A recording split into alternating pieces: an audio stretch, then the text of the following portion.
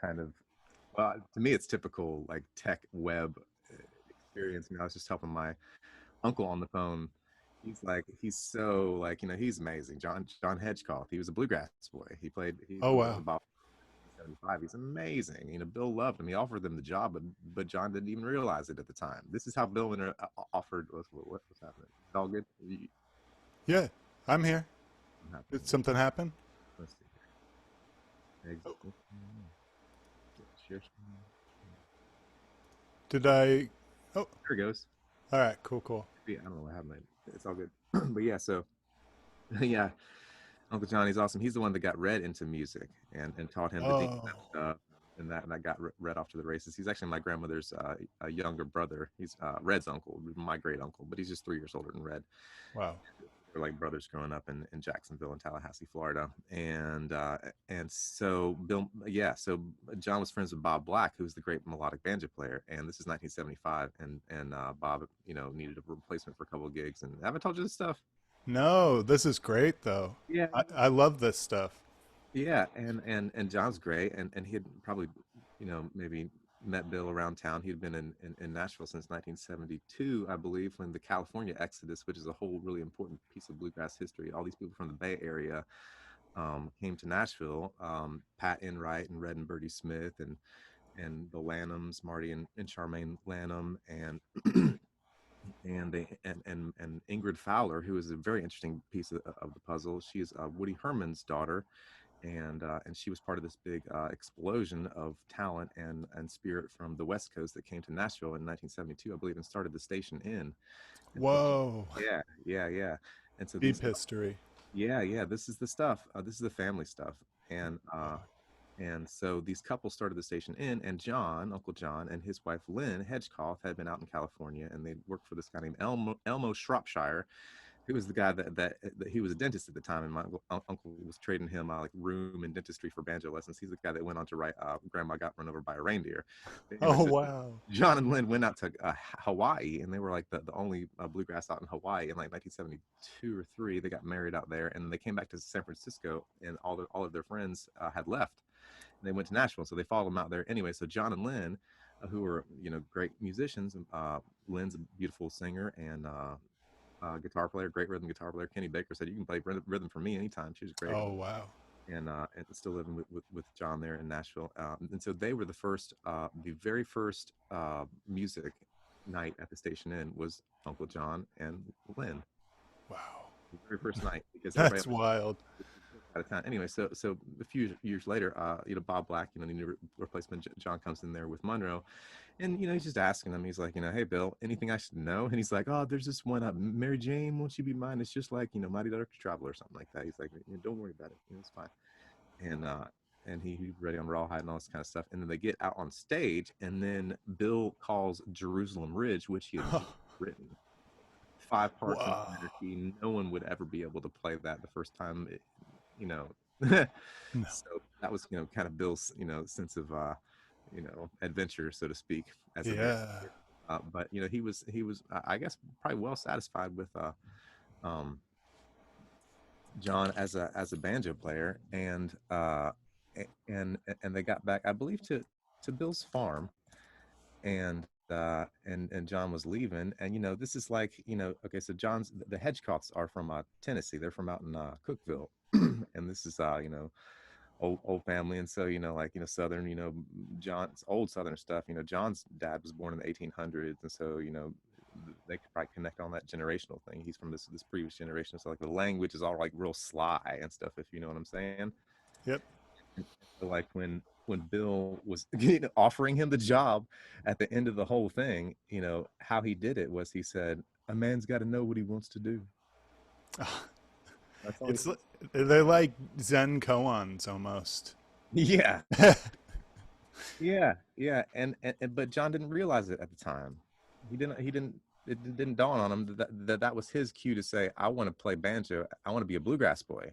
Yep. You know, and so he missed his opportunity to kind of get in the band that way. But he was doing other cool stuff. Anyway, he has been a bit of a Luddite, and in the sense of technology, he's had bad experience with the internet and computers and all that kind of stuff. So he called me up and he said, "Will you help me get online?" I was like, "Yes, we've been missing you online. Please." He's on Facebook. He's not on email. His computer got fried anyway. But I'm gonna show you this picture if I can. Yeah. Oh, host disabled attendee screen Uh, sharing. Hold on one sec. I just love Uncle John because I'm trying to understand. I've been really on this John trip lately. Lately, Giannis,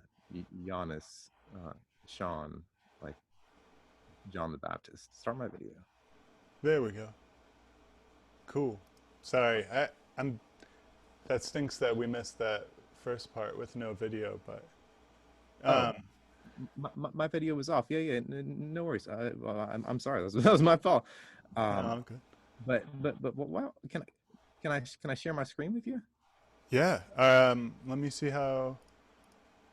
Hmm. Oh, this is a little new for me. No worries. Let me see. I can do it a different way. So, let's see. One person. All right. That should give you.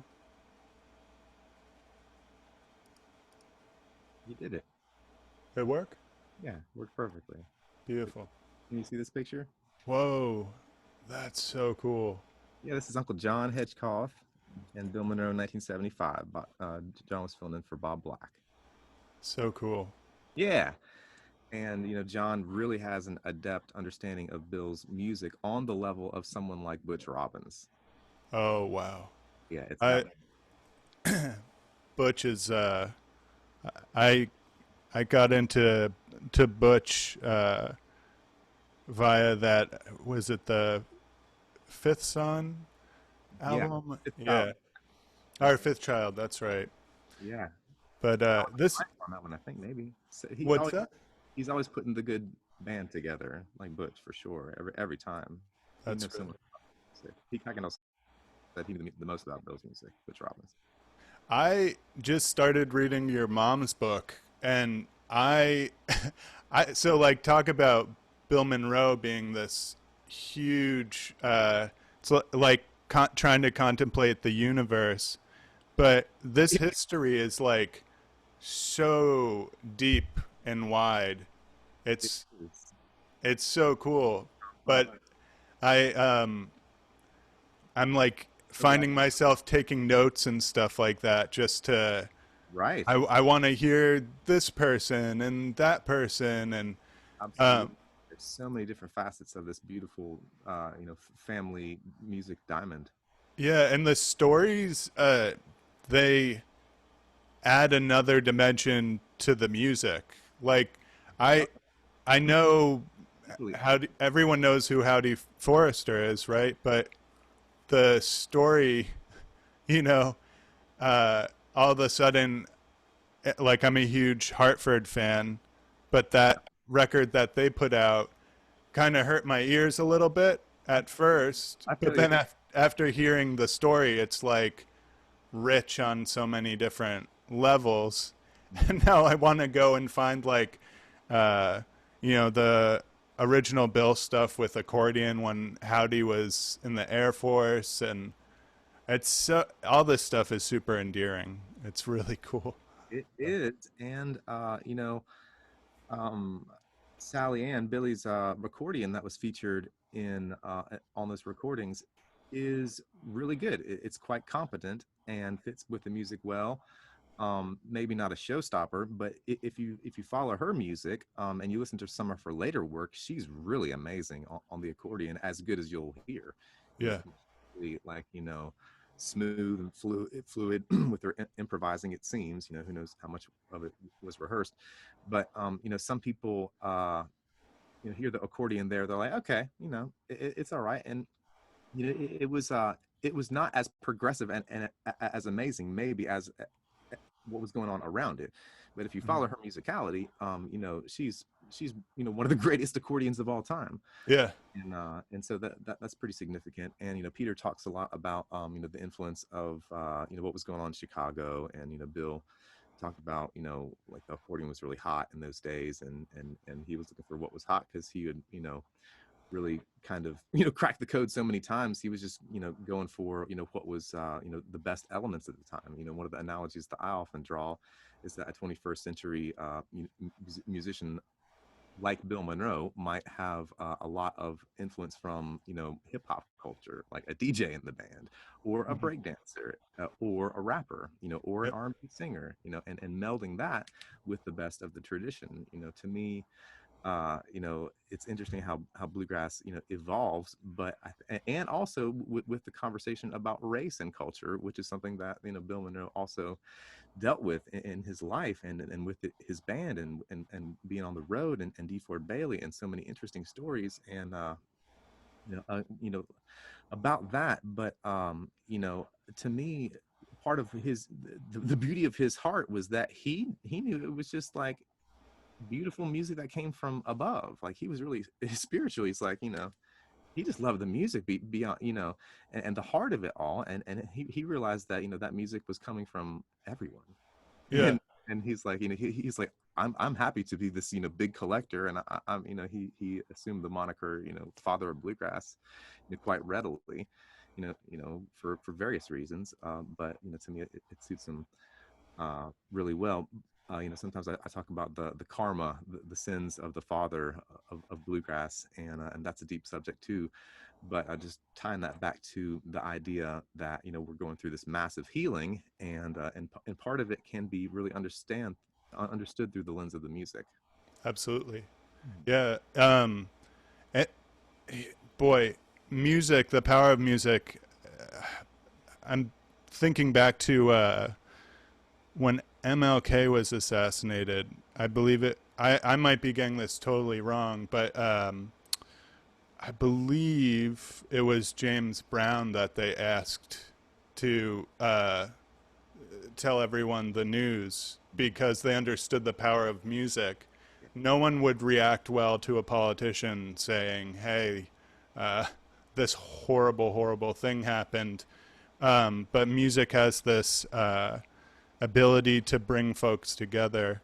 It's really interesting uh, with Bill. There's this sense of adventurism. We were. I just mentioned like Zen and koans. Like the the thread that runs through everything uh, is, boy, like he. Let me try to think about this. It's he walks this razor's edge, but he's willing to just let whatever happens around him influence or change or morph. Uh, I don't know, while retaining like that intentionality. I don't know if Mhm. that's like too wordy or if I Yeah. kind of went off course with that, Oh, but so to speak, musically. but but it's You dig? what's that? I said he's nailed to the cross musically, so to speak. Oh wow, that's really interesting. Yeah. Out. Yeah, but yeah, and what an interesting way to talk about race or coming to the table, because it's he was sent in so many different directions.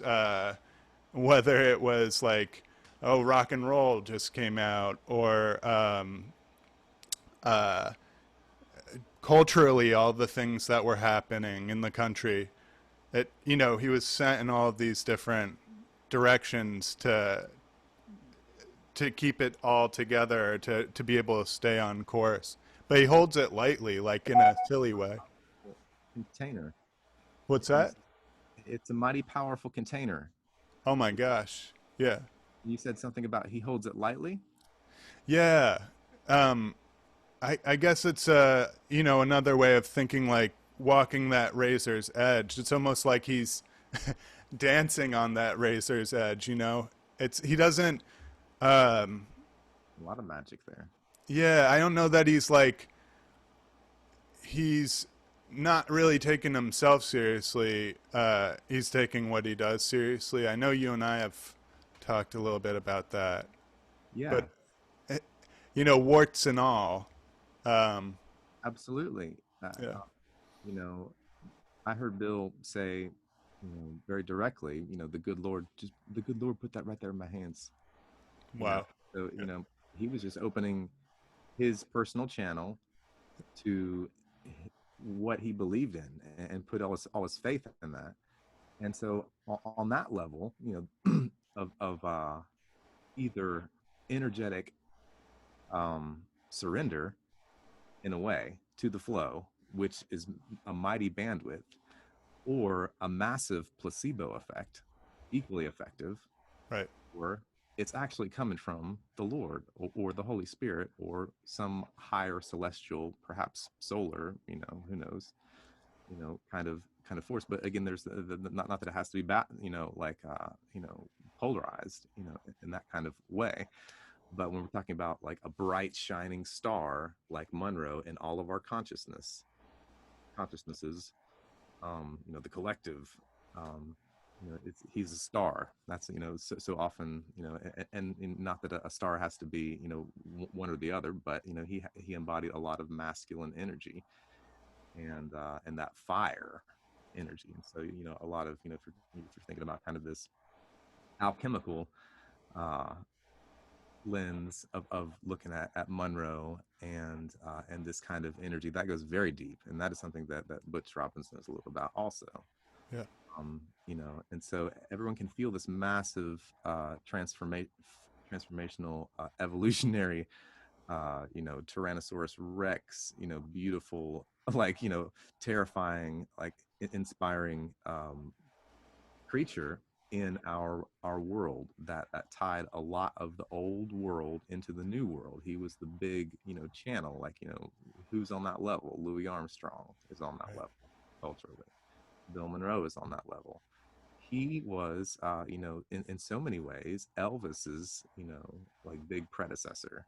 Right. Of course, Elvis recorded a Bill Monroe song on the B side of his first album. The A side, That's All Right Mama. The B side was Blue Moon of Kentucky, and he was not well received at the Grand Ole Opry because they thought he was taking this sacred song in 3/4 time and not doing a good service to it. But Bill Monroe said them was powerful checks, and he was okay with it, and that helped Bill. But what did not help Bill was not being able to find work when Peter Rowan got to the band in 1963 or 64 Yep. and shopping him around town, to the Wilburn brothers and people like that. And they all said, Bill had his time and that is gone.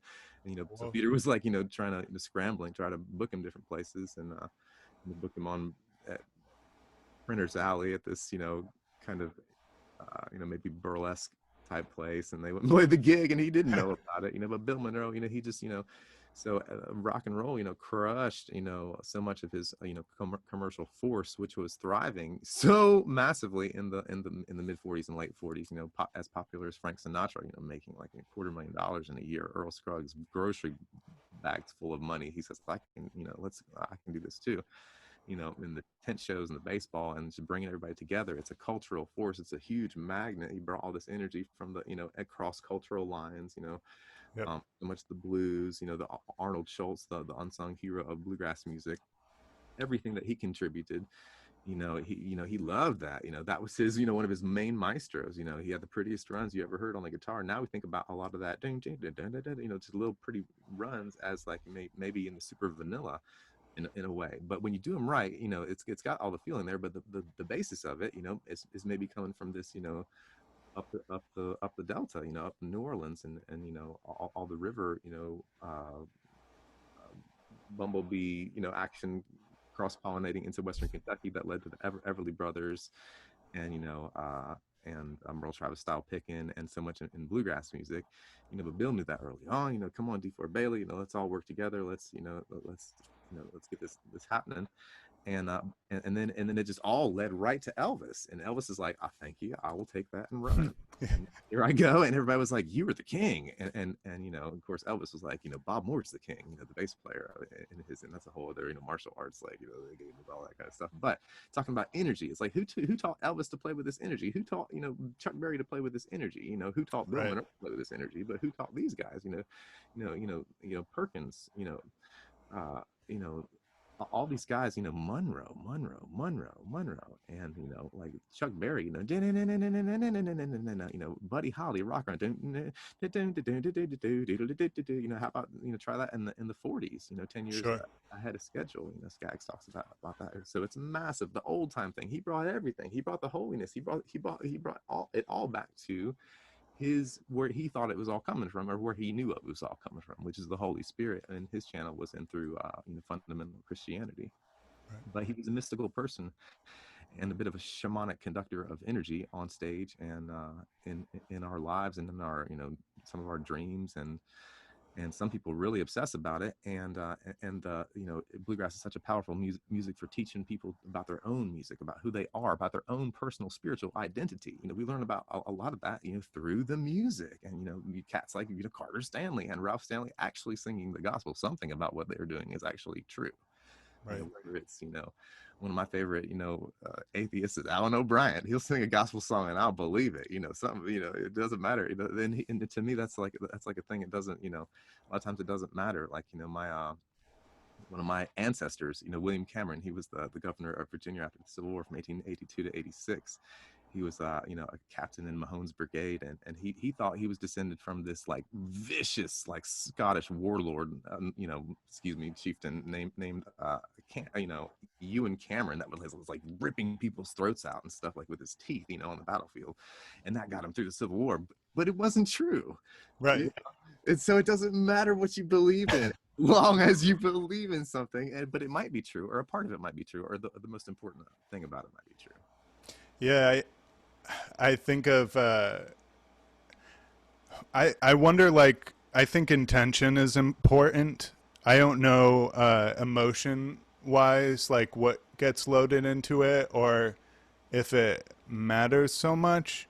But it's spiritual modes are like, or I think of things in terms of spiritual modes, and that got me away from like, well, that's hokey, that or that's woo woo, or crystals, for instance. Like, uh, crystals can be this tremendous mindfulness tool, uh, Absolutely. and Like, get you in touch with emotions, and do some incredible work. You can strip it down to like its bare bones, and it's still giving you something tremendous. alchemical, whether you like it or not, or it doesn't have to be, and you're finding out, beautiful. To me, I love crystals because to me they were like psychic training wheels. Not Yes. saying I'm psychic or anything like that, but you're thinking about this stuff. You're like, maybe this is happening, maybe that's happening, maybe it's true, maybe it's not, maybe it doesn't matter. But they're pretty. I love them. I love to go to Arkansas and dig crystal. Oh, heck yeah. Hey, did you? I wanted to ask. Did you have like a defining moment with Bill and his music, or were there several, or a couple that stand out? Yeah, absolutely. Personally, I was around Bill twice. Once in 1986 in Arlington when he was playing the WAMU concert there, and my dad took me backstage to meet him briefly. He was eating the salad, sitting down in the dressing room with a fluorescent light at the top, and a small, like a utility closet or something like that. And I had my little program, and my dad said, Bill, this is my son, Christopher. He's a mandolin player. And I handed him my little program, and he signed it. And I was like, thanks. And he kept eating his salad. And that was about it. And but I remember him playing, and I remember him doing the like, Bill, what are you doing? I'm getting down, as he was playing Southern Flavor. I didn't remember Southern Flavor at the time. I don't know if I was even cognizant of Rawhide at that point, but I remember the event. I remember being excited about it. Got a lot of autographs and all that kind of stuff, and started really getting into his music when I was about 11, 12, 13. And then the other big defining moment in person was with David McLaughlin in Nashville in 1994 or 5. I was about 13 or 14, and I had braces, I remember. And my sister and I were with my folks. They were setting up the Murphy Method booth at Spigma, and they would sell their by ear instructional videos there. And I would meet people, and I got to meet Cody Kilby there, and I picked guitars, and Mickey Harris, and like so many people that I would know for the rest of my life. And so David and Josh Crow had the great duo and the album out on a rounder called Going Back, which is featuring two guitars and bass. And David's amazing, beautiful cross picking, and Josh's amazing rhythm guitar playing and runs and tenor vocal, and their blend was just great. And the material they did was great. Some of it was produced by David's mother, Nancy Shepherd McLaughlin. And they were playing the Opry that night, and David said, "Do you want to go along?" And my sister was sick, and I was like, "Yeah, let's go." And so we got to the Opry, and they played their spot. It was awesome. They did "Down in Louisiana, where the old Red River flows." Ding, ding, ding. It was great, and the Bluegrass Boys did their spot, and it was great. And I watched it, and Bill came back, and I remember seeing like Jim and Jesse and people walk.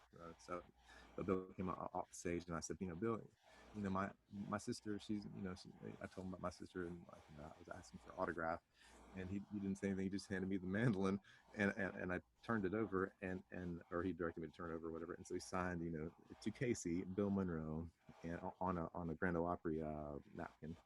And I was like, thanks, Bill. And I handed him back the mandolin. I was like, "Whoa." And then he, I was like, whoa, probably heartbeat and all that. And so I was happy about that. I gave that case later. But then as the night was ending, was with David, and we were about to go, and he's like, "Do you want to play Bill's mandolin?" I was like, "Yeah," and that's just David for you, because Yeah. he had a special relationship with Bill. And so we went back to Bill's dressing room, and he was with a couple of friends. They were about to leave. Bill had his big overcoat on, and his hat on. They were literally stood up about to leave, and David walks in and said, "Oh, this is Christopher. He wants to play your mandolin." And so Bill didn't say anything. He just handed me the mandolin, and I was like, "Thanks."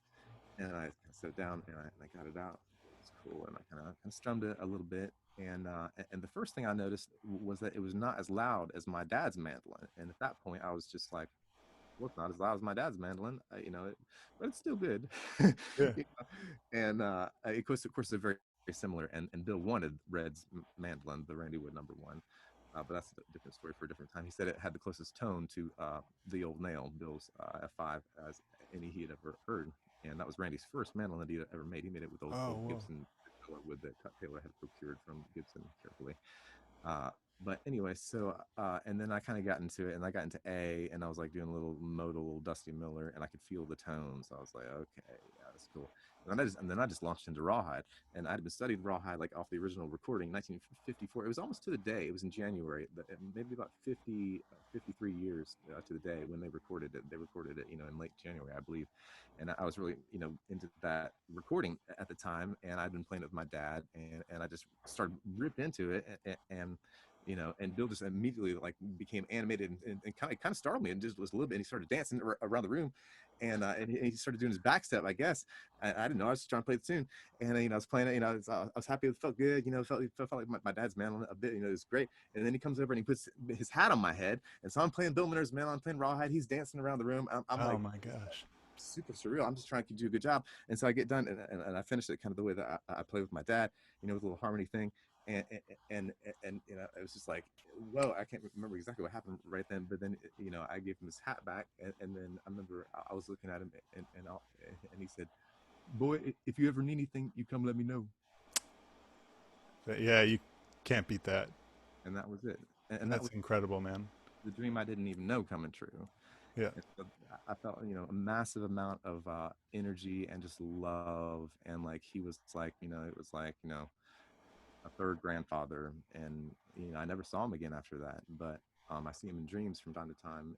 And I played a set on bass with him at the station in England one time in a dream. That was really cool. He comes to visit at various ages in his life, but that was a massive inspirational moment for me that will last lifetimes, I reckon, and really solidified and galvanized my like intention, with how I felt about my place with the music. Yeah. Wow. It's hard to even have words for something like that. That's like mythological almost. It has been that mythological experience for me. He's a lot like Moses, to me in that way. It's like Yeah. he wrote the commandments down. He laid down the law for bluegrass. It's in a way objectively enjoyable, you know, in certain, maybe that's a stretch, but it's a great art form, and like it brings people together. Bill knew that it's about family and community and sharing things and creativity, and perhaps ultimately our spiritual bond with each other, through the music. And Bill, he wouldn't talk about it just like that, maybe, but I think he felt some of that, and he knew it was happening, with the bluegrass festivals, and just how the universe was organizing things in such a way that he was able to get things done. He came to the Grand Ole Opry, and guess what letters are on the radio station? WSM. Those are his initials. He's singing into the microphone with his initials, doing this this new music. It's like, that if that's not anointed, I wouldn't know what to tell you what is. Yeah. Yeah. No, a lot of the stuff reads like that, it, which is so wild because the bluegrass world is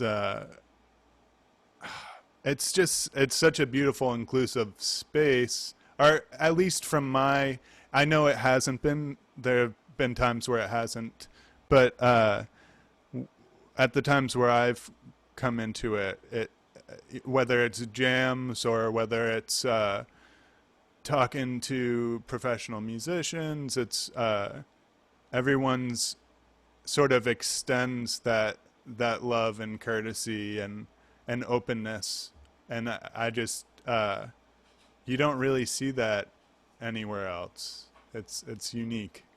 The only other place that I've really possibly, of course, I didn't ever go to a Grateful Dead show, but the culture promoted by the Grateful Dead, in a way, is the same kind of like hospitable, like we're all in this together. It's all family. Yes. Let's enjoy the music. Let's play the music. Let's sing the songs. Let's have it be a central part of our life. Let's have it bring us together. All that kind of stuff. And to me, a lot of those ideals from that music, are, instilled in Jerry's heart. I remember, Peter talking about, like, Jerry, like turning around, like, they were singing a baritone part with, like, just like tears in his eyes, and, like, Yep. Jerry had that, connection with the music. He loved it so much energy moved through him. People could feel that. Where's he learning that? He's learning that from the hearts of the musicians in the recordings that, that he loved.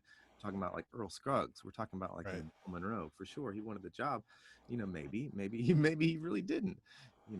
But he knew what he had to do, and he did that. But it's coming from, these hearts that are connected to the love of the music of the land, which, in a lot of ways goes back to the mountains and, like, the fiddle. Like, Earl Scruggs was a fiddler before he was Earl Scruggs the banjo player. And so we're thinking about this love of the melody. It's all about the melody. It's all Wow. about the tune, so to speak, which has its own implications. We're all getting tuned up. It's a tune. How nice is that? That's reminds me of well, two things. I luckily it's like one of my, I just love this music, but my upstairs neighbor for a long time when I was living in Charlotte, Vermont, was from Ireland, and he was a fiddle player and Nice neighbor to have, hey? yeah, professional musician, and I'd fall asleep every night to You can't do the that. tapping in the Okay, ceiling. he's tapping his feet too. Yep, and then those melodies, and we'd talk a lot, and it blew my mind that, and obviously, this is where all that music comes from, or part of it, but uh, he would say, it's all melody driven. I learned all these tunes singing them or playing tin whistle, and it just sort of carried over. Um, Fiddle players, there's like some magic, je ne sais quoi there. Like Hartford, I remember not even knowing who John Hartford was, but seeing Down from the Mountain and just being like, he's bigger than any character in Oh Brother, where art thou combined. Like he should have been like the focus of the movie if they could have made that possible. I love that because John Harford is definitely such an amazing synthesis of so many amazing things. Like he's like he's and he was good friends with Bill, and they maybe wrote songs together. Riverboat Rome, Riverboat Blues, Riverboat Man, that's on Bill and Friends, I believe, which is an interesting album. But John, yeah, on that level, synthesizing things, believing so much in his own creative spirit. Of course, he had enough money from I think when he realized, yeah, that he was gonna get so much money for Gentle on Gentle on My my Mind, mind. like Yeah. rolled like a dozen joints and gave them to everybody. He's like, I'm never gonna have to work again. And he did. He worked really hard at fiddle music, and he hired Vassar Clements to teach him how to play fiddle in his band, and then he dug up all this Ed Haley stuff from Kentucky, and he was a melody person through and through. And then he figured out to wire his freestyle flow of his lyrics onto those beautiful melodies, and then you're golden. Yeah. Yeah. Definitely some supernatural stuff from him. Checking out like you know old performances of him at festivals where he's like, he could be clogging and making up just noises from anywhere or doing whatever, but it's like the Yeah, most hypnotic yeah, thing it's I can. Shemai. Yeah, for Yeah. sure. I remember seeing him solo in Winchester in about Ooh. 1988 or something like that, and he I got an 8 by 10 glossy picture, and he signed it with his beautiful calligraphic uh signature. And but John, as so often happens, as is not necessarily have to be a bad thing. I think it turned into like a square dance. The audience just maybe wanted him to fiddle and play, and maybe he was just happy to do that and dance. But he's such a magnificent songwriter, and people go through different phases with that. It's like for a long time Tony Rice didn't want to sing. He just wanted to play his guitar, and then sure, whatever, people go through different phases, but massive channel with John Hartford, Yeah. and the verse again being like, we like you so much, we're just gonna make life really easy in this one way. Not that he didn't, have his own struggles. One of the things that was really sad to me was to hear that John, at the end of his life, maybe he wasn't a believer in the higher power, and I don't know if this is true or not, but I just, you know, I hate to think that he was on his deathbed with this with the Halloween cape in the closet, not feeling like he was like gonna go to like the next amazing place he couldn't comprehend. But I guess it didn't really matter because that stage of his life didn't last too long, and he was off to the races. Whether he liked it or not, to somewhere good. Because what's the universe going to do with John Harper just flushing down a toilet? I don't think so. No. There, there's like this thread or commonality between all these characters, which is like constantly reinventing. I think of Miles Davis, to go from like Birth of the Cool to what he was recording later on in life, which was so heavily influenced by hip hop. But it's just like, what's next? What's next? What's next? Yeah, I had a profound moment with Bela. He's talking about it. Of course, Bela. He Yeah, changed the game, and he's like, it just changes. You can't like hate on any stage of development. How could you hate on jazz for going in these different directions? It just does what it does. It evolves, and there's beauty in every part of it. Generationally, it's like the tricky thing with bluegrass is in a way is that there's the nostalgic versus the relevance conversation. It's like, do you want theater, or do you want something that's relevant? And it's like, what's your flavor of relevant? That's something that one of my mom's probably greatest challenges was with her audience, in the sense that here she is, this pioneer progressive feminist songwriter coming out of Northeast Georgia, like lighting the stage on fire, and singing about I ain't domesticated yet, and like I'm not going to keep my biscuits in the oven and the buns in the bed and live in the same old town, and all this kind of stuff. And the bluegrass audiences were like, don't know what to do. I'm not sure about this at all. But they sold a lot of records up north, and that's yeah, why we moved up north, is because the more liberal educated audiences in Pennsylvania and up north, they really understood that, she's a genius, she's amazing, entertainer, songwriter, singer, like banjo picker, like she's one of three women in the Masters of the Five String Banjo book, along with Alison Brown and Lynn Morris, and she's a real deal, and the best banjo player of best banjo teacher of all time. She's my favorite banjo player of all time, but the best banjo teacher of all time, like bar none, in my book, especially when it comes to teaching people by ear and believing that, they introduced that in the early 80s commercially. Before that, it was tab, which I learned an interesting thing the other night. So Earl Scruggs' book, but Bill Keith did that, and it's like, I always thought that, man, Bill, figured it all out note for note. Guess who gave the tab to Bill Keith? Who's that? Richard Green. Oh wow, Yeah, learned that 2 nights ago. All right, that's wild. but Um, your mom started this thing, which is really interesting. You know, talking about relevance and bringing people to the table. When I'm reading your mom's book, I'm thinking a lot about Joe Troop, and I don't know if you've read like any of the stuff that he's put out there. Um, but talking about boy, what was the? There's a tune that he wrote, and it's like a beautiful gospel tune, okay. but it's challenging the ideas. You're listening to it and you just get sucked into it like you would a beautiful bluegrass gospel tune. Hmm. But the lyrically, he's talking about what's going on with in Latin America and Central America, and what's happening with the border and immigration, and talking about all these big ideas. I do know what you're talking about, and that song is epic. I love that. I'm so proud of those guys for, like, and again, the universe anointing their path, towards each other and towards, a big moment at Rocky Grass, when everybody really felt that at the right moment. Am I thinking about the right thing?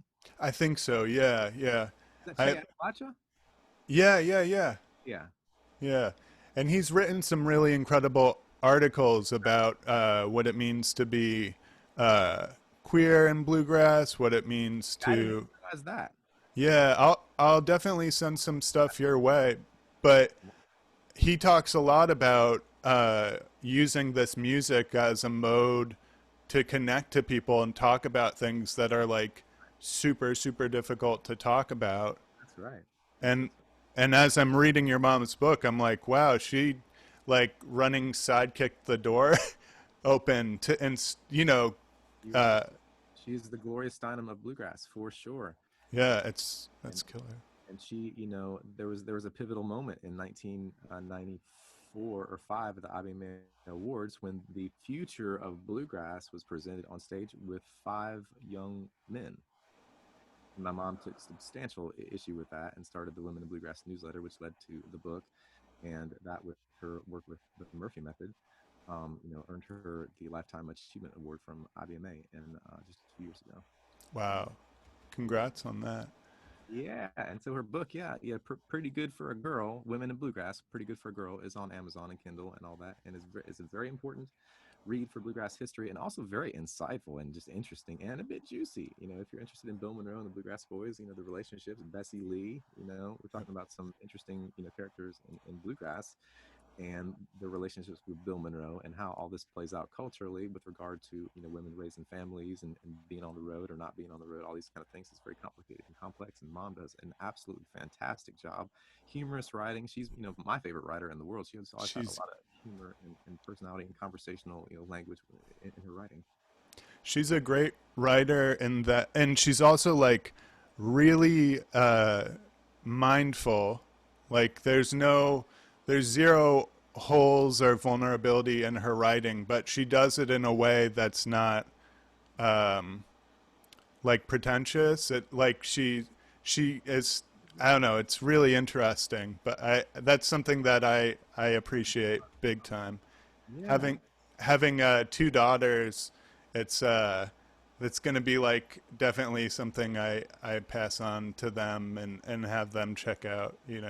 I love that, and that's the big generational work that's happening. Yeah, mom's book grew out of her master's thesis on Sally Ann Forrester, and so her master's thesis is the first chapter in Women in Bluegrass, Pretty Good for a Girl, about Wow. Sally Ann Forrester, the first bluegrass girl. and then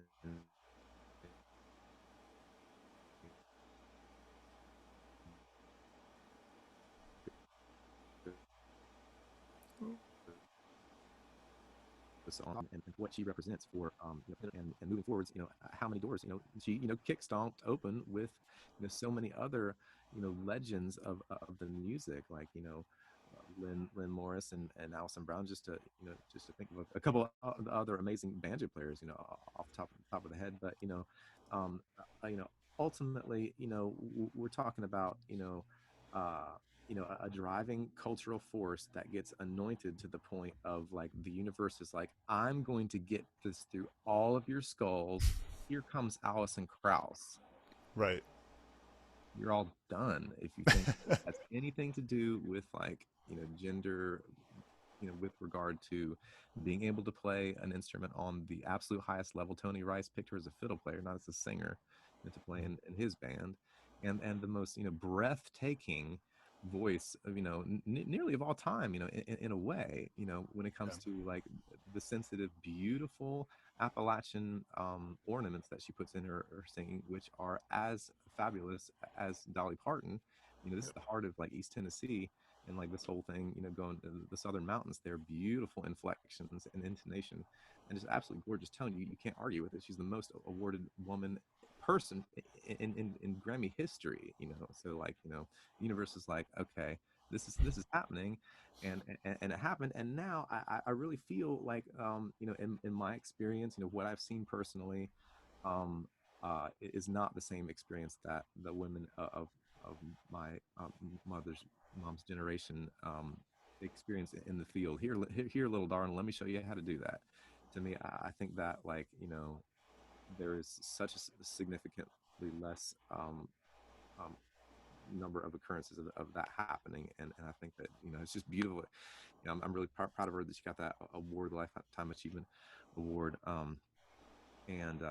And and so folks like really progressive feminist liberals, and not to lump my mom with in with that idea, but to me there's this whole idea about the millennials. This gets into a little bit of astrology, perhaps some Pluto energy, revolutionary Pluto energy, like coming in there. It's like things need to change so bad that it's like, and the reasons and the sensibilities have been very reasonable so far, but now it's like time for things to go too far, so the pendulum can just shift a little bit. It's like, we tugged on it normally. We said, come on, let's be reasonable. And now we have to say, no, I'm yanking this thing over here. And maybe it doesn't make sense over here, but it doesn't make sense over here at all. And Right. so we're going to yank it over here and it's going to shift. And it's all good. I mean, it's like thorny and it's like, ouch. Change. It can be painful, but at the end, it's something I always tell my kids. It's like may stink right now, but just like get through the day and see what tomorrow brings. You know. One, that's, time, Yep. like one of my great uh, favorite quotes about everything is comes from Dave Peterson, and he's a great teacher for me, and he says time is the great equalizer, and it's just true. Yeah. That's yeah. That's super well said. Hey, speaking of time, I, I'm I wanted to ask you about how time has affected uh, how you've viewed Bill. Um, you're putting out this course right now, and it's unprecedented because it's really hard to wrap your head around Bill's music, Yeah, and bluegrass in general. It's like, how do define it? How do you talk about it? starting. How do you define it? What is it? Right. Yeah.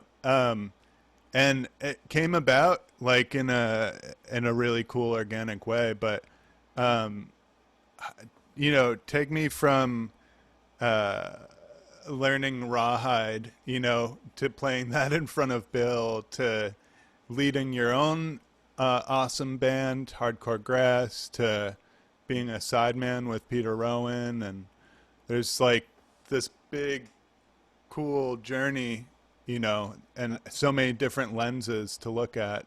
Uh, yeah. there are, and it's so I'm 39 now, and I learned the chords from my mom when I was 3. I learned G, C, and D, and she put the little triangles underneath the little harmony mandolin, and I learned G, C, and D, 2 finger chords. And to me, that's the basis of everything, and you can get a lot done with G, C, and D. And then, so not too long later, I learned the chords on the ukulele, G, C, and D. You know, like, okay, I'm starting to get this a little bit, and didn't fool with mandolin a whole lot. I was maybe 8 or 9, a little bit more ukulele. My mom and my sister and I did the ukulele video for kids, and that was really fun. Just strumming G, C, and D. Through the Murphy method. Learn it all by ear, and so it's going in there. Some piano lessons, Suzuki, and but listening to mom and dad, just like their band was my favorite of all time for sure. It's the only band that's really ever made me want to dance. And we just found some footage of them from like 1983, and it's just like, okay, there it is. I'd never seen the video from that era before, but that's what I grew up on, picking parties all the time. Some really Wow. legendary giants of Florida folk music like Gamble Rogers and Dale Crider at parties, and just my Uncle John, around fantastic musicians in my parents' band. And I just thought life was a big picking party. And then David McLaughlin lured, because I was talking a little bit earlier about the northern audiences embracing mom and dad's music, especially mom's songwriting, progressive, feminist, pioneering songwriting. And the northern audiences went over better because people understood. It was the South's like a time machine in a way. It preserves a lot of beautiful things and it preserves a lot of ugly things, and so it's a little bit in slow motion there, for better and worse. It's a lens, about where we all are. And I was born into this one, as my mom was born into this battle, Southern Baptist versus like progressive, equal ideals and all this kind of stuff. And it's an epic story. And I'm trying to I don't know if I should say this or not, but I'm trying to advance the idea of the conversation about doing a documentary on my parents' band. I love that one. People are Oh yeah. tell the stories and all that kind of stuff. But so thinking about moving up north, and then in '86, David McLaughlin said, "Come check out Winchester." And at Winchester was Dalton Brill's barbershop and music shop. And she walked in, and Dalton had national banjo picks in the little pick dispenser that he was selling. And so mom thought that was a good sign. And anyway, long story short, we moved to the county, Frederick County, where Winchester lives. David McLaughlin lives in Winchester. And I remember when we got to the house in Shawnee Land there, David helped us unload the U-Haul, and there we were. So David was in my consciousness from day one in Winchester for sure. I'd known him since birth practically, because they were always around the same festivals, all that kind of stuff. So the music all the time, Monroe style mandolin, that was all I heard. That was all I heard. That was all I knew. It was the language. And so I was hearing it from day one. Mom and dad's records, Bluegrass Breakdown, Rawhide, my dad's amazing instrumentals, Red Zeppelin, Redwood City. These tones were going in there, and I loved it. One of my favorite things to do. I was a little bit mischievous. Jeepers, Mercury, still am, working on it. It's, I would love to, secretly go in like my parents' stash of new cassette tapes and just like grab one and just like unwrap it. Oh. Grab another one, just like unwrap it. Oh, yeah, great. But that was like when I was like 3, 4 years old. Anyway, so we're up in Virginia, '86, and meeting Dalton and getting introduced to German culture and the Shenandoah Valley and all this kind of stuff, which is a lot different than Scotch Irish, English culture, which is what I was used to. It's a totally different, sensibility, like humor. I grew to love it, but at first it was like, what's going on here? Um, but and the mountains, like that's something I've been really considering a lot. Moved from the sandy kind of subtropical, Gainesville, Alachua County, the swampy, Del Crider Swamp, the palmettos and the sand and all that, up to North Mountain, which is one of the oldest mountains in the world, the Shenandoah Valley, the west mountain of the upper Shenandoah Valley in Frederick County. There, it's granite. It's all hard. It's just hard. Mostly deciduous. There's a little bit of pine and fir and cedar, a lot of cedar. But in the winter, it's like very barren and skeletal, and there's so much granite in the mountain. It's just like, it's really old. This is the granite that over millions of years, you know, uh, you know, blew off and eroded and came down all these river systems that ends up in the Apalachicola, river, Chattahoochee into the Apalachicola, and then comes down into the Gulf of Mexico, on the panhandle of Florida, as the white sand of those beaches down there. So that white sand is the beautiful erosion of the Appalachian Mountains coming through all these water systems down to the ocean. And so that's part Wow. of this whole story, you know. But this granite is really hard when it's in the ground. So all this granite is everywhere. It's just like hard, and it's like lonesome winters, and you hear the wind howling on the mountain.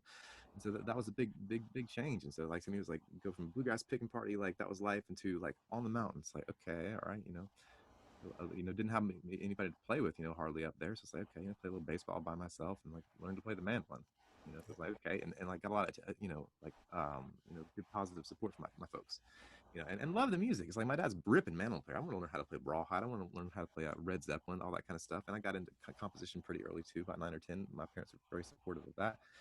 And yeah, so you know, just got absolutely obsessed with it, you know, because you know there was so much going with it. And then you know, getting into the family band, you know, make a little money, buy some baseball cards, you know, buy some, you know, whatever, buy some coins, and really love that. I was able to buy my D18 in 1990, you know, five from Marshall Wilburn, you know, for $800 I had made from playing bluegrass music in the family band.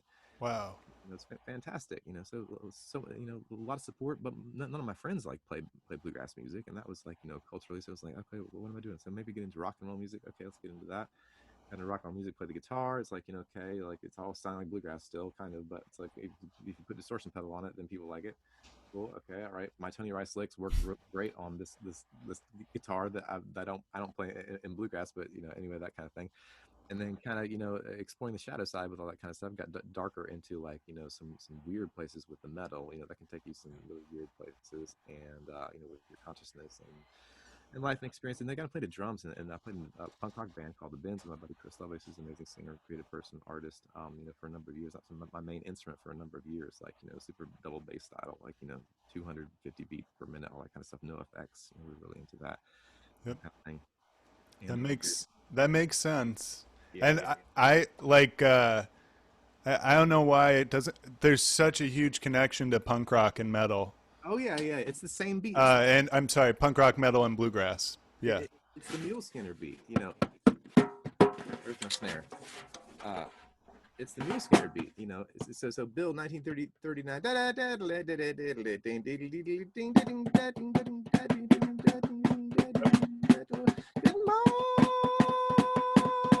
morning, Captain. Good morning, shine.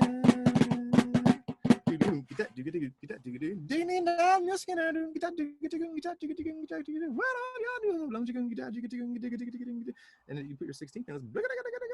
It's just, you know, it's, you know, all that was there, Yep. and I love all that. It took me a long time to realize that the no effects beat is the mule skinner beat. It's like, yeah, awesome, yay, that's just another big, you know, big level. You know, change happens very slowly, and then all at once, is, you know, you figure out all these connections. It's just like, once again, Monroe, right, you know, cheapers, you know, 50, 60 years, you know, before, was playing with those rhythms, and really, having a good time with it. Yeah, rhythm and feel for sure. Yeah, Like the when Bill went through that period of playing super super super fast.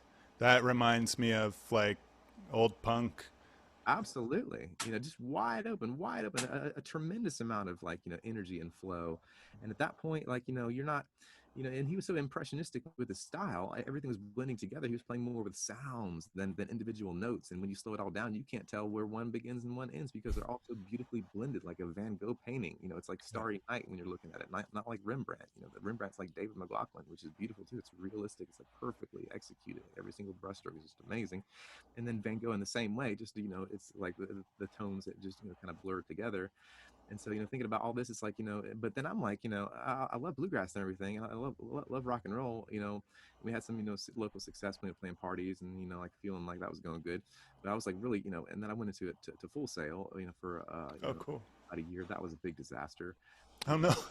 That place is very educational in many different ways, but they you know, they will ask you for $4,000 if you if you have 89% attendance, even if you have an A on the class. So that didn't work out too well for me. And but as you know, they tell you in the beginning, you know, what they tell you in the beginning, actually within the first week, they told me what you should do with your $26,000, which was what the tuition was at the time, was went and bought yourself $26,000 worth of recording equipment and taught yourself how to use it. Yeah. And so about halfway through, that was what I did. I cashed out and bought myself a bunch of recording equipment, recorded my first album, Mandillumination, which is an interesting experimental creative juxtaposition of Monroe stuff and MIDI orchestration, and a lot of it has feature which I thought was revolutionary, Middle Eastern tonality within the music. And then when it was all done, my sister, she gave a copy to David Greer, and David said, "Yep, sounds like Grisman." Oh, Oh, but I didn't grow up listening to Grisman. I didn't understand that. I did listen to Andy Statman, and yep. I got into that, and I love Grisman, and I need to get more into his music and all that kind of stuff. But that was my first record, Man Illumination, in 2001, and then I got really into hip hop, and so for the next 3 years, I was producing mostly hip hop, with one of the most amazing freestyle rappers of the area, who I grew up playing baseball with and going to high school with, and all that kind of stuff. He's just on the world class level spectrum of really scary battle MC, which always really prevented me from going further in that direction, because I really like hip hop and I really like rap music, but I'm more of a rapper and less of a hip hopper, because I grew up on a mountain, and I was never like that's what I'm saying. And so, like, I love rap, and I love, like, more backpack, like, kind of like scientists stringing words together, talk about all that kind of stuff. Like, I thought it was very clever when it was 2003, and I was coming up with a rap name for myself, so I called myself 2012 2012. And so that worked out pretty good for about 7 years. And but it's all good. But I have done some experiments with blending hardcore bluegrass music with what I would consider conscious rap, and like 3-part Monroe instrumental, big heavy beat. I've gone the other direction. I've taken a Flat and Scruggs record and put big heavy swing, like hip hop beats behind it. A number like Someone Took My Place with You is perfect for that.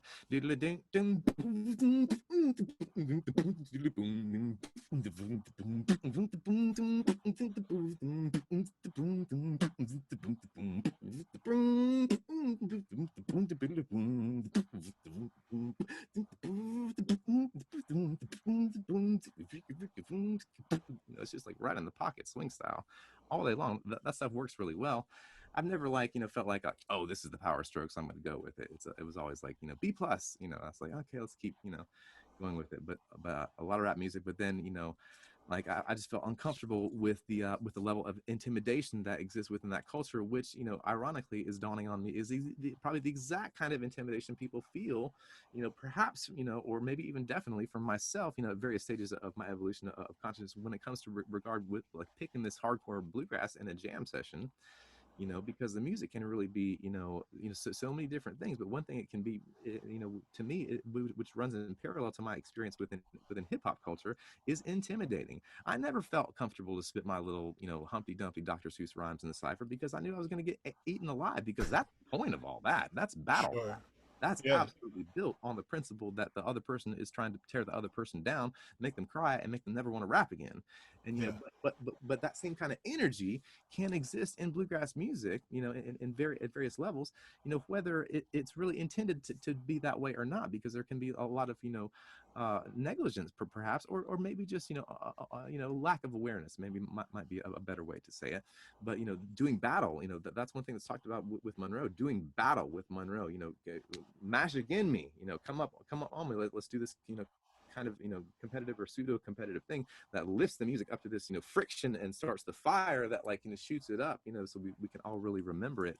That can be a complicated dynamic that exists within the band, and trying to keep all that together. But that really scared me off of a lot of hip hop culture. And so I was like, if I'm gonna, I'm moving to Nashville. I'm going to Nashville. And so I came here to Nashville. I'm in Charlotte now. Excuse me. I always think about myself in Nashville a lot of times, because maybe part of my consciousness is in there.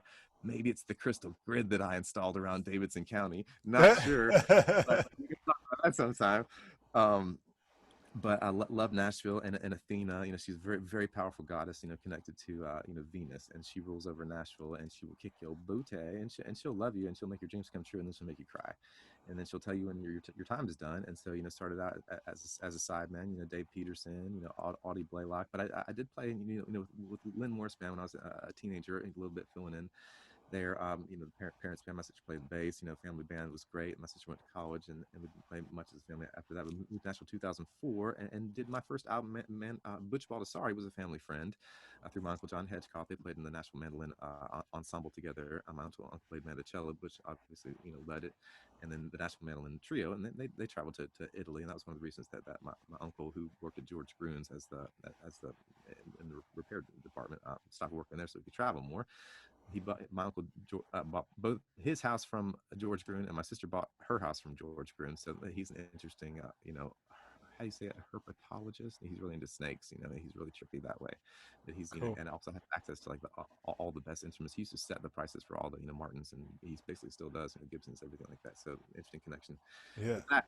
And so into Nashville, and Butch calls up. He's like, it's time to make a record, Hoss. So I was like, okay. My grandmother was a huge supporter of me at the time, and still is. She's gone on, but my dad's mom and my grandmother's my mom's mom taught me about spirituality and sweet energy and Jesus, like how to feel Jesus on that level. And then my dad's mom taught me a lot about the more thorny side of life, and the shadow, and but she also supported me a lot with the music, and tremendously.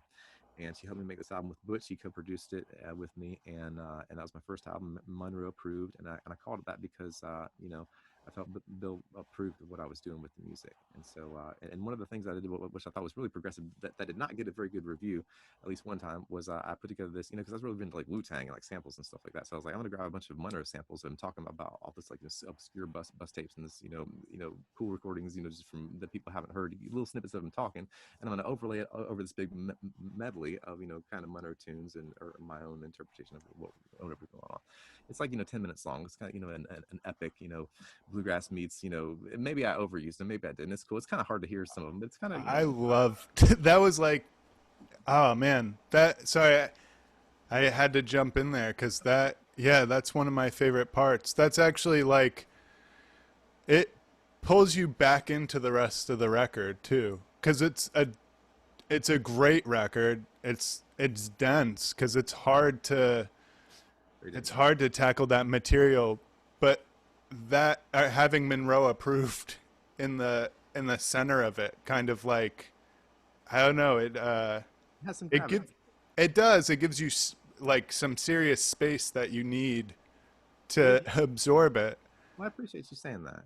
'Cause- Because I haven't gotten many compliments on that particular treatment there, which I it might have that one. It's funny how reviews go, because I'm like such a punk and I think I'm so great, but yeah, one little review is gonna like turn my boat over. I didn't experiment with sampling and bluegrass much after that. If it had been received like this is so cool, I've probably done a lot more of it. But that's how it goes. yeah, it reminds me actually of uh, Billy Strings, boy, I forget which album, not the most recent one, but the one before. There's a big break where he talks about a psychedelic trip, Oh wow. and it's kind of set up in a similar way. Uh, I I love the Monroe approved a little bit more, but that's just I my appreciate own personal preference. But Billy is such a fascinating. I love just the idea of Billy, and I love uh, Billy himself. Agape love, like for sure. I have a lot of respect for him. My fascination with his unique spirit, kind of initially revolved around his love for Doc Watson, because can't yeah, nobody take Doc Watson like Billy Strings, and none of them that I've ever heard. And maybe there's some here, been there, but you can just hear it so much that he loves it there, and he loves it all. And he's really good. He sounds like freaking Travis Tritt when he sings, like a young Travis Tritt. His voice is very well developed for a young man. Like not that he's like super young, but my voice didn't, like he's got a lot of resonance in his voice, and he sings the crap out of the gospel. It's just amazing. I hope he keeps doing all that. He's got a amazing band with him. I'm just bummed that like so many folks that he can't capitalize on the success with all that. But Billy, super progressive in so many ways, but keeping the heart of it in there, and that's what you're supposed to do. yeah. Mm-hmm. I it's so interesting too, how we're moved in one direction or another. And at the time, you were saying like, oh, this one review, maybe you could have gone in this direction that people are super accepting of now, and but it's cool. I like to think, we were talking about change, and it was as unsavory as it was necessary for that that person to write that negative review to send you on a different journey, That's right. That's right. and still very young, I'm, Hopefully there will be some cross sampling and some bluegrass yeah, like to me, future. like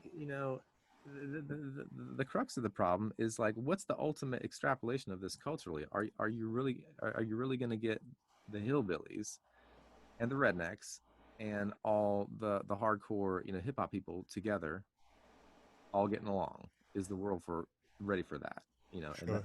and through the music, it's like, I remember, like, when I had my first big breakthroughs with plant medicine in about 2005. I was really keen on like getting some community organizing efforts going with regard to like starting a co-op based on like I didn't think about it like this at the time, but Christian ideas of like, fellowship and helping people that need help, you know, Yep. just that simple idea, not any, nothing beyond that, just like cleaning up Sure. trash, going to see old people, whatever. And I just remember one of the things that deflated me at that point was like, yeah, higher awareness in bluegrass. Good luck with that. Yeah. Well, it's funny even with plant medicine.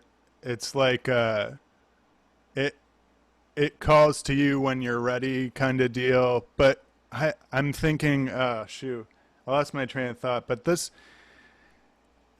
you know, I went to a Dead and Company show in 2016 or 2017, and it's like how far removed from, Jerry passing and the Grateful Dead. But one of the craziest things was just looking around and being like, this is the craziest swath of humanity. Like, you have every kind of person that you can ever possibly imagine here, Mhm. and festivals, like who That, started festivals, that's that's the real inclusive spirit, and that's when you catch that. That's the thing that Joseph Campbell, the mythologist, said. When he went to the Grateful Dead, he yeah, said, "This has always been happening. This is the sure. part. This is Well, the all I inclusive party." I'm now I remember my thought. You reminded me of Gnosticism and how it relates to plant medicine. And also, like it's cool you mentioned Joseph Campbell. It's like, well, I think I said this to you before, but like, what other animals congregate in the thousands, don't know each other, complete strangers, but will break bread and like absorb vibration over the course of a weekend, and it's just a vast swath of humanities. I don't know.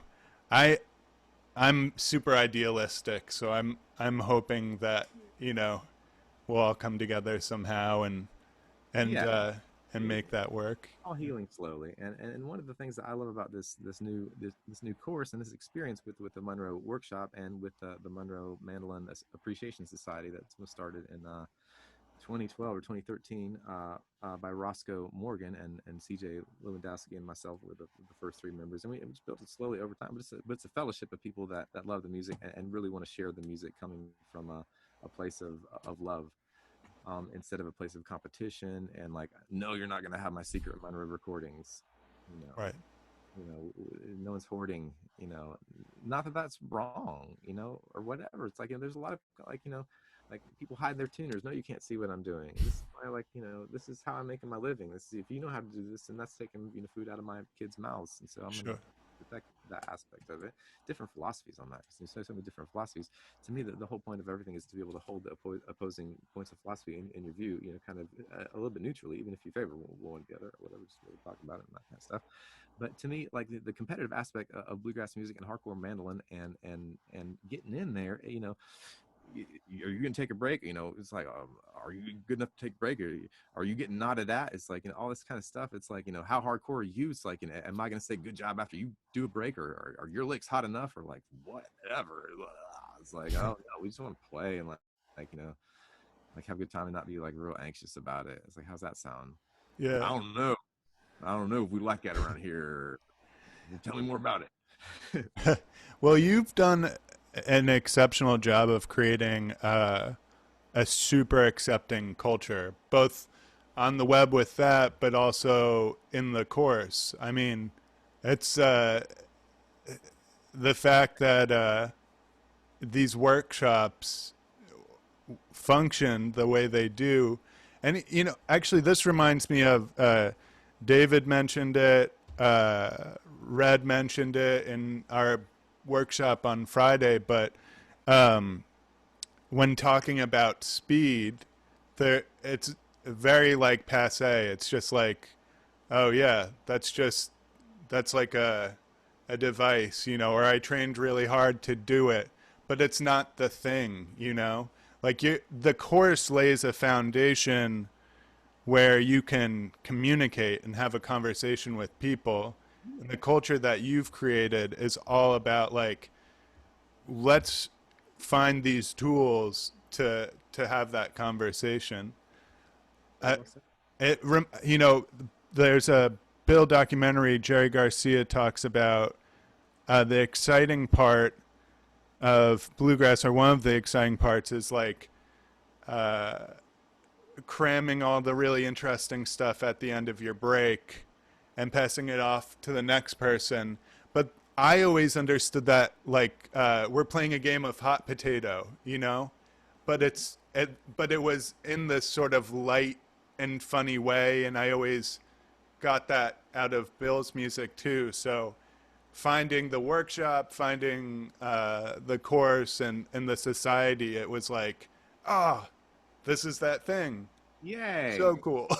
Beautiful. Like, to hear it, from that, perspective, lens, context, linearly, kind of, or just, maybe not necessarily linear all at once, but just to know all those pieces, have connected, for you and potentially other folks.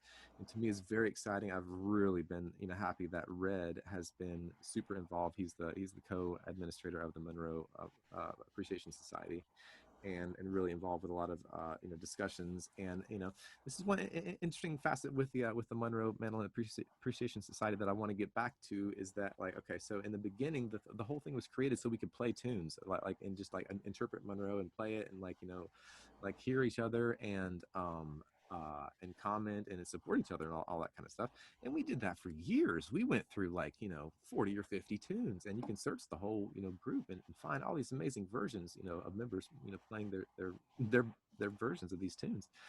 And but then we kind of fell away from that. I think one reason that happened was because of this competitive aspect. Oh, my post isn't getting many likes, my post isn't getting many comments, I'm not going to post anymore, and that kind of sucks. And so we're I hope we're leading back towards people feeling more comfortable to post. I realize that takes some leadership, and at least once a year I talk about this. I get in my little soapbox and say, hey, we need to all encourage each other more, like, share, and comment more. All it takes, literally no energy, or like half a calorie of energy or whatever, to click someone, or like takes 2 seconds to say, hey, sounds really good. Or like a nuanced comment is so often the best. It's like, how about, like, you talk about exactly what you like, a little moment that actually perhaps even touched you energetically, in a way. And so because those kind of moments go a long way. They have for me. I've had so many encouraging people in my life. My parents, like my family, like my aunts that play music, my sister, like David, Marshall and Lynn, and Dalton, and Dale Kreider and Gail, all these people in my life, that have helped me at key moments. I definitely want to like help people, whoever I can in those moments. And sometimes it can just jeepers be like, hey, I liked what you played there, and it takes almost no energy, and I love that. And so hopefully we'll be getting back to more of the, like, we're all going to play Monroe's hornpipe this week, or Salt Creek next week, and then we all kind of go through it, and maybe we get 10 or 12 people submitting videos. Then we do that for a few months. So I'm hoping to land back with that because yeah, the idea is that so last year I was concentrating so much on the Monroe note for note thing. I went through like 40 tunes, like literally Whoa. 95 to 99%. Note for note, and learn to teach it that way, to the best of my ability, and to learn to digest and and make educated guesses where I need to, and provide options and all that kind of stuff. But it's very much glued to understanding his letter and spirit, Yeah. the understand the exact letters of the modules, all that kind of stuff of the devices that get modulated around and recur, cogs in the wheel, Monroeisms, all that kind of stuff, the suffixes, the syntax, all that kind of stuff can be really understood at the microscopic level when you slow stuff down and really obsess over it. For instance, Jerusalem Ridge, which is a Monroe tune that I've been playing since I was 13. That's like 25 years or whatever. It took me 20 hours to put this lesson together, and the Tangers it took me like 6 weeks to like understand Oh it. my gosh. And so these are tunes that I've been playing for so long, and so now it's like, okay, I needed a break from that. It was like, it was just so hard. I'm telling you what, it's like, whoa. And I know that everyone that gets into Monroe feels that, because that is just what happens. It is so difficult. But to have a way in, you go ahead, Zach. What's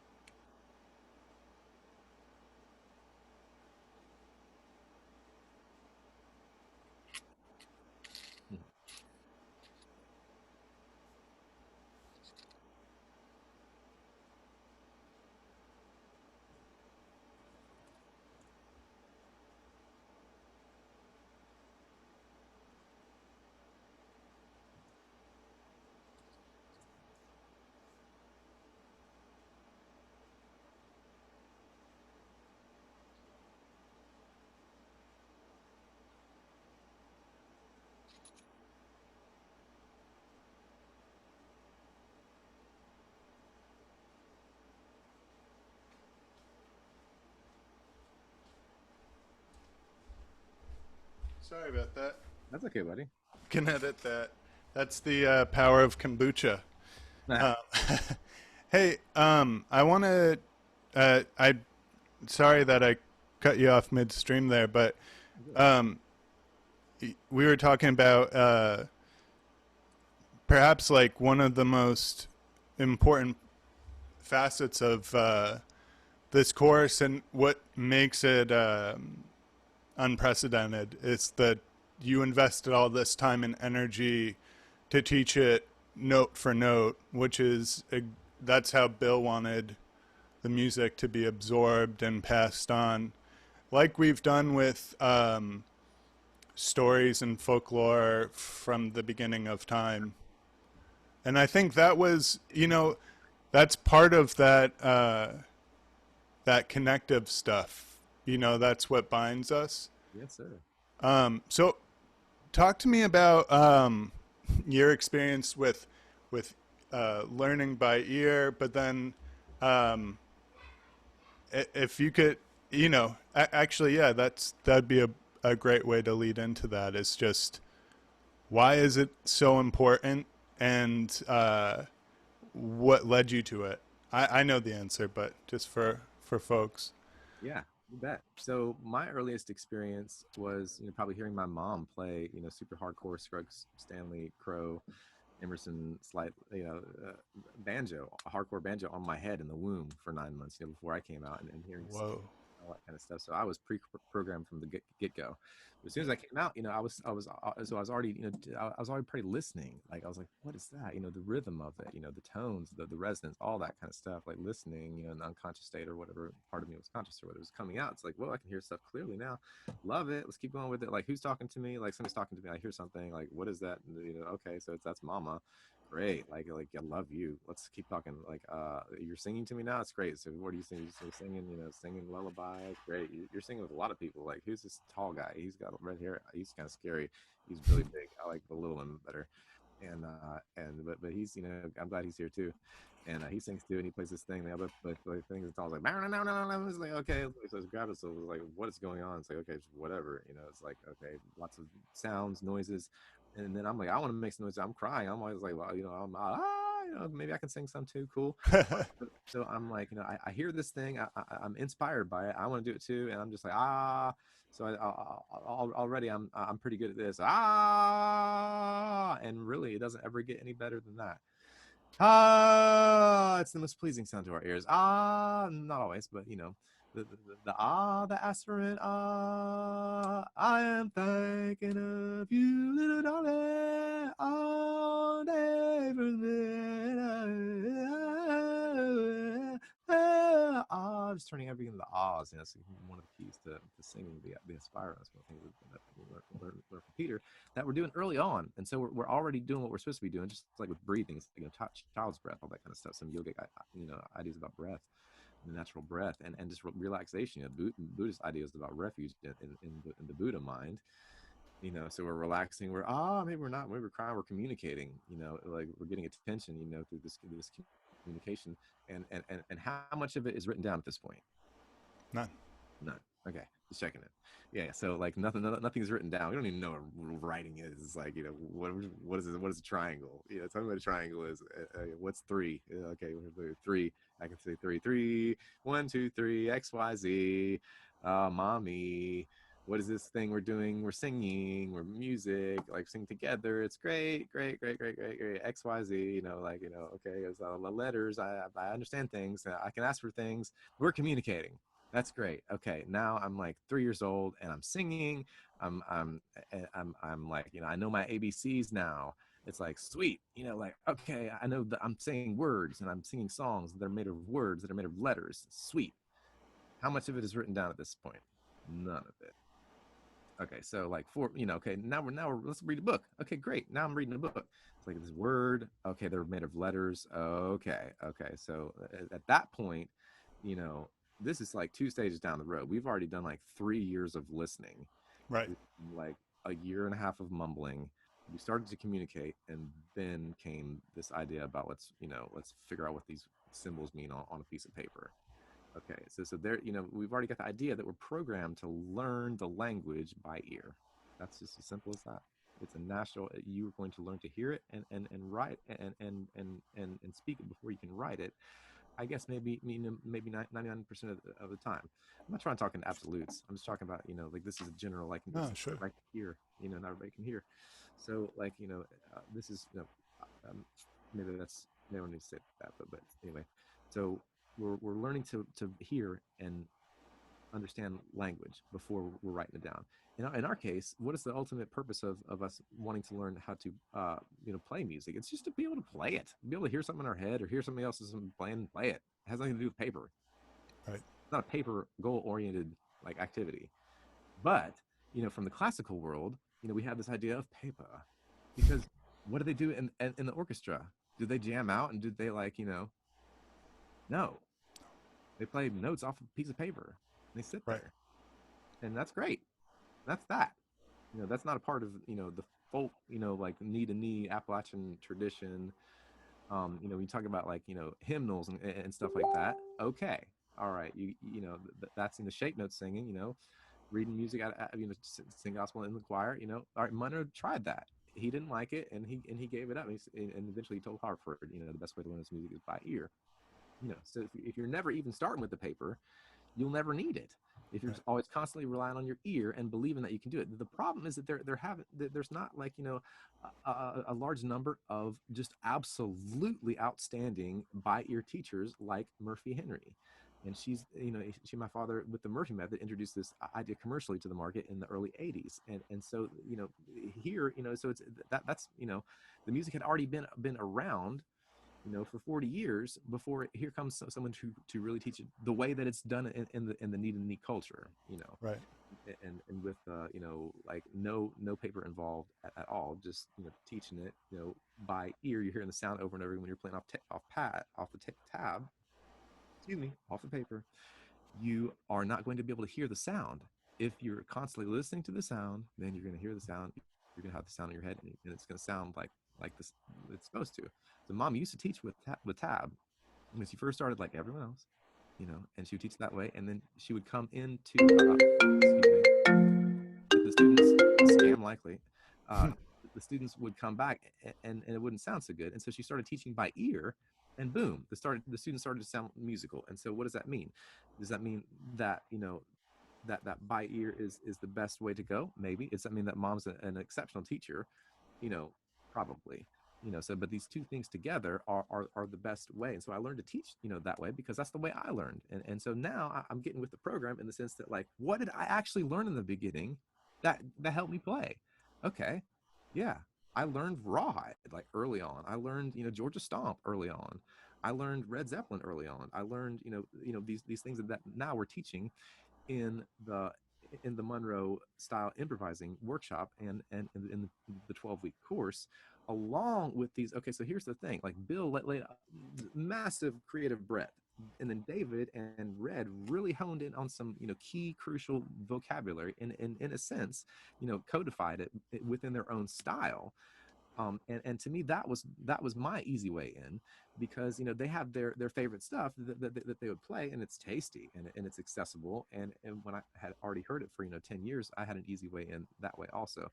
And so this is a lot of the stuff that I'm sharing, slidey licks, bounce licks, staggered arpeggios. These sounds to me are totally natural, but to a lot of folks, they're not easy to hear or to understand. And so we Right. break them down, to their very microscopic molecular essence, note for note. I teach all the pick strokes, all that kind of stuff, to these devices, and then we learn to modulate them through the different keys, and customize them for the different tunes. So that provides a student a way in with the creative aspect. When you're learning note for note, it's really important to do that, so you really learn what was going on with Monroe's plan. But then ultimately, you're going to want to find your own way to meet him halfway with your own creative flow, which is not too difficult and not too easy. Somewhere you've got like three things to focus on: the slidey lick, the bouncy lick, and what I call the infinity pattern, which is a way to connect all the different registers of the mandolin easily, along with the new language that I've come up with for the double stops, talking about the scale intervals: 35, 51, 13, 31, all that kind of stuff, to really give us some a lexicon to start to discuss what has been largely an esoteric mystery for 60, 70 years.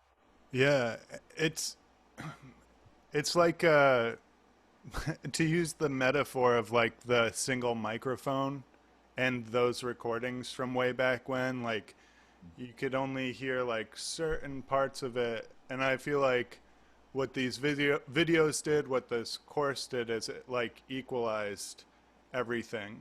Oh So yeah. now, like, I don't even know that necessarily I would have been able to identify or like hear a slidey lick. It was um, everything about Bill's playing seemed inaccessible, kind of in the way of like a lot of these really old blues guys. Like if you were to try and unpack Weird strums, like, yeah.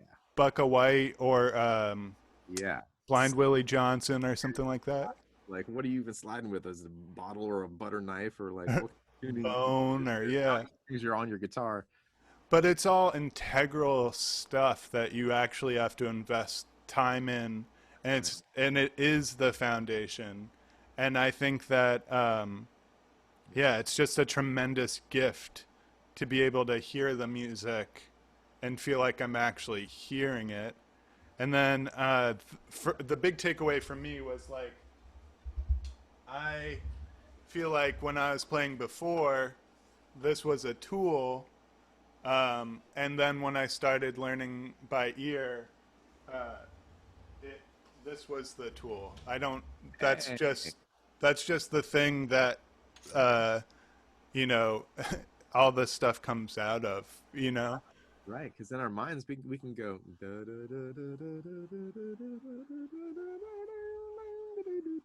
you can just think about it and play a little mandolin inside your head. You just don't need it. It's just a tool, like you say. Right. And I mean, it's a very important tool.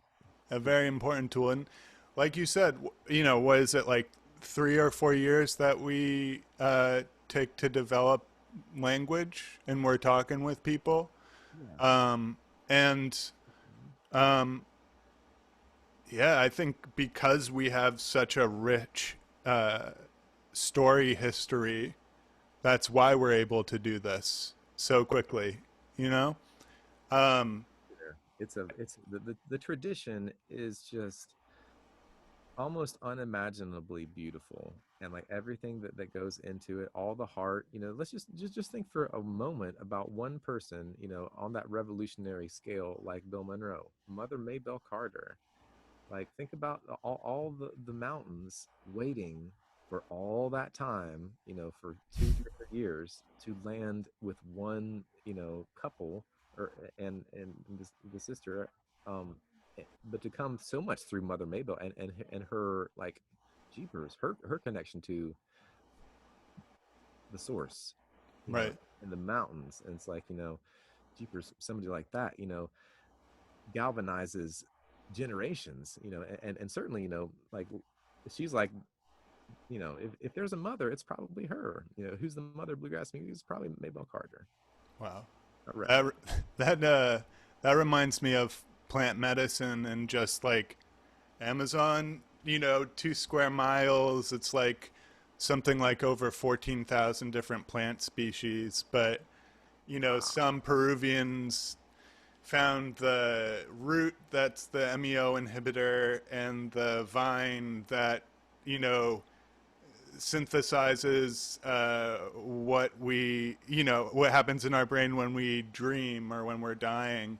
And you ask, you know, a shaman, where did you get this from? Like, who taught you this? And it's just like, oh, the woods taught us. They're living it, they're in it. Yeah, Um, so that's I don't so know. profound. Yeah, Like the land teaching the songs, and then the land and the universe, the Holy Spirit waiting for the right container, just like with Monroe. It's like the universe waited for the right container. Bill came along, and then Earl Scruggs set the explosion off, like, forever, the big twang in 45 when he came, which was actually with Howdy and Joe, instead of Chubby and Cedric, as is so often is thought. But as Peacock and Doll told Mom, you can't rewrite the history, it's already been written. So there we go. And but yeah, so like the huge container for the mountains to find the right receptacle for, this holy grail of energy that is so inspiring and so vital to our spirits. um, is there anything else that uh, you feel like you'd like to cover, man? We've gotten through a lot of stuff. Yeah, yeah, sure. Just just maybe talk about Peter for a second. He's doing good. Yeah. We're heading towards another collaborative effort with the new Rebel album, and Oh, I cool. Peter's new music, and it is what we need. His Yeah. life just, and he is just so inspired, and he's coming from a new place, as he always reinvents himself. He's like, and he's just like Monroe. He doesn't quit. He's like, he's like Harford. It's prolific, creativity that ebbs and flows, and he'll shed his skin, and then, especially with what he's been digesting, within his spiritual diet. He's been doing a lot of retreats out in California, and he's got his hip fixed, and he's mobile, and he's getting good and rested up. He has good care, and so I'm really stoked about working on the new album with Peter. He's already mentioned to me about some of the guest spots, and they're very exciting. Uh, Cool, man. I hope that, and he's tapped on me for to sing a song. I'm very excited about, like, what he's chosen for me to sing.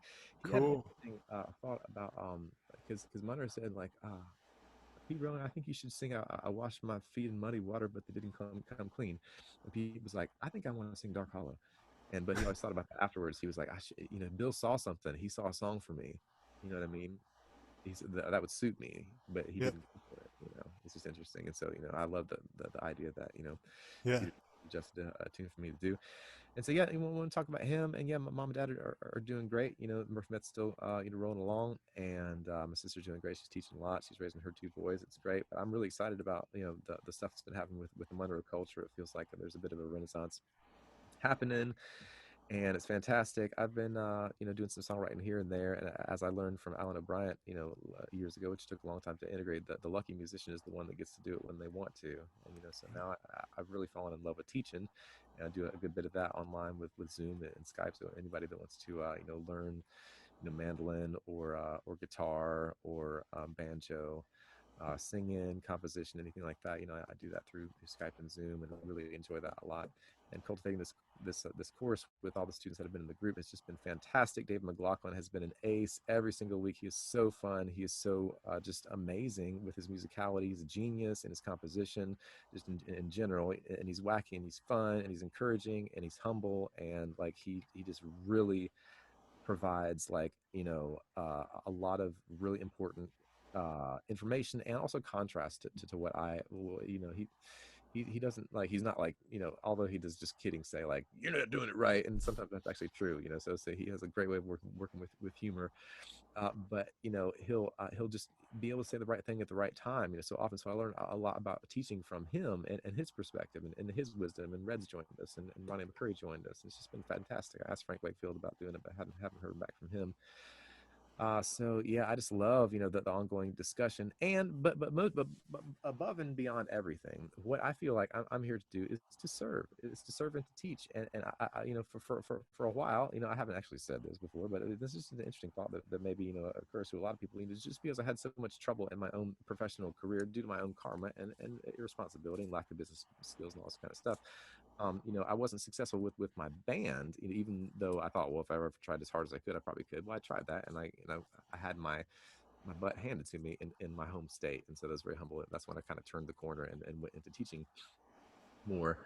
Uh, but to me, the point is to, but what, and so like in a way, I would never like teach the stuff that would allow me to connect, that allowed me to connect to my favorite creative energy and just allowed me to flow. I'd teach this and that and this and that, but I wouldn't concentrate on teaching the actual heart of it that actually allowed me to learn to play and really passing that the resonance of the joy on and enjoying the joy of it. It's like, maybe in a way I was like, well, if I teach everybody my best stuff, then what am I going to do? Well, let's find out. So I started teaching my best stuff, and then I just got more stuff. Like this is the stuff doesn't end, because the more you teach, the more you can hear, and the more you listen, the more you're going to be, synthesizing all this stuff. So the creativity never ends. And so that was, just a big revelation to get in alignment with, what my mission on earth here is, so much like my mom's. It's just to help people learn to connect their own natural musicality to the mandolin or the banjo, and just to be able to just be able to flow like that, is a tremendous gift that has gotten me through like so many hard times. So to connect on that level with folks that want that need that are ready for that is just like a real like supremely satisfying like new thing for me to feel. And everybody's put a lot of like good energy into the course. It's a fantastic group of folks that have been sticking with it, and that's every Friday at 1 o'clock Eastern. And noyamountainmusic.com is where you can get the new course. And my email is cbhenry@visuallink.com, 2 L's in there in case you want that. And I really appreciate you taking the time to talk about all this kind of stuff. And it's a big discussion. We can always, circle back at any point and get into more of it. And thanks for everybody to being patient with me. I'm a little bit long-winded on different things. It's like No, life. I'm a talker.